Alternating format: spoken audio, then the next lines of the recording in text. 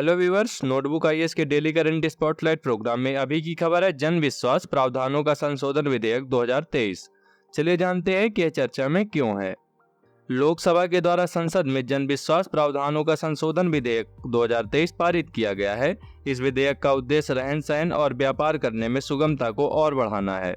विधेयक में 19 मंत्रालयों अथवा विभागों द्वारा प्रशासित 42 केंद्रीय अधिनियमों में 183 प्रावधानों को अपराध मुक्त करने का प्रस्ताव है। जानते हैं जन विश्वास प्रावधानों का संशोधन विधेयक 2023 के बारे में। विधेयक पहली बार 22 दिसंबर 2023 को लोकसभा में प्रस्तुत किया गया था। इसके बाद इसे संसद की संयुक्त समिति को भेजा गया था। जन विश्वास प्रावधानों को संशोधन विधेयक 2022 पर संयुक्त समिति ने विधायी विभाग और कानूनी मामलों के विभाग के साथ सभी 19 मंत्रालयों अथवा विभागों के साथ विस्तृत चर्चा की। समिति ने 9 जनवरी 2023 और 17 फरवरी 2023 के बीच 9 बैठकों की श्रृंखला के माध्यम से विधेयक की खंड दर खंड जांच की। समिति ने अंततः 13 मार्च 2023 को आयोजित बैठक में अपनी रिपोर्ट को स्वीकृत किया।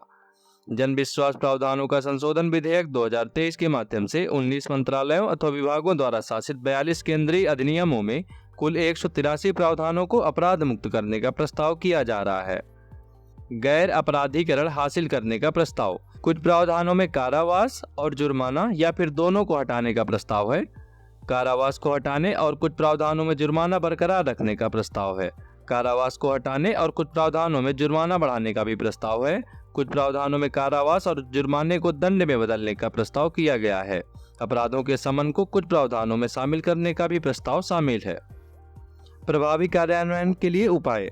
किए गए अपराध के अनुरूप जुर्माने और जुर्माने का व्यवहारिक संशोधन, निर्णायक अधिकारियों की स्थापना, अपीलीय प्राधिकारियों की स्थापना, जुर्माने और दंड की मात्रा में आवधिक वृद्धि। यह भी सुनिश्चित किया जाता है कि सजा की डिग्री और प्रकृति अपराध की गंभीरता के अनुरूप हो। अब जान लेते हैं संशोधन विधेयक के लाभ। संशोधन विधेयक आपराधिक प्रावधानों को तर्कसंगत बनाने और यह सुनिश्चित करने में योगदान देगा कि नागरिक, व्यवसाय और सरकारी विभाग मामूली तकनीकी या प्रक्रियात्मक कमी के लिए कारावास के डर के बिना काम करें।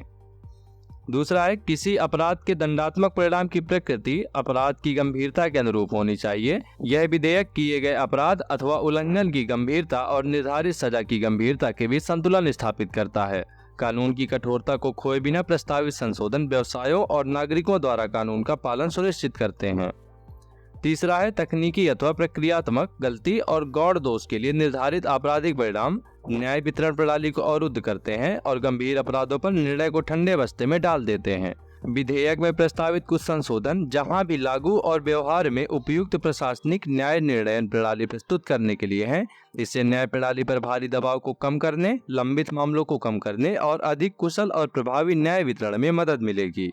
चौथा है, नागरिकों और श्रेणियों के सरकारी कर्मचारियों को प्रभावित करने वाले प्रावधानों को अपराध मुक्त करने से उन्हें मामूली उल्लंघनों के लिए कारावास के डरे बिना जीवन जीने में मदद मिलेगी।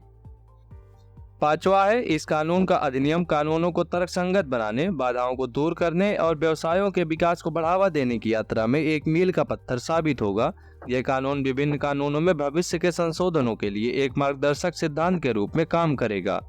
एक समान उद्देश्य के साथ विभिन्न कानूनों में समेकित संशोधन के सरकार और व्यवसायों दोनों के लिए समय और लागत की बचत होगी। नजर डाल लेते हैं इसके मेंस प्रैक्टिस क्वेश्चन पर। जन विश्वास संशोधन विधेयक 2023 के उद्देश्यों की चर्चा करते हुए इसके क्रियान्वयन विधि पर प्रकाश डालिए। इस प्रश्न का उत्तर आपको 150 शब्दों में लिखना है। ऐसे ही महत्वपूर्ण वीडियोज को देखने के लिए सब्सक्राइब करें हमारे YouTube चैनल नोटबुक आईएएस को।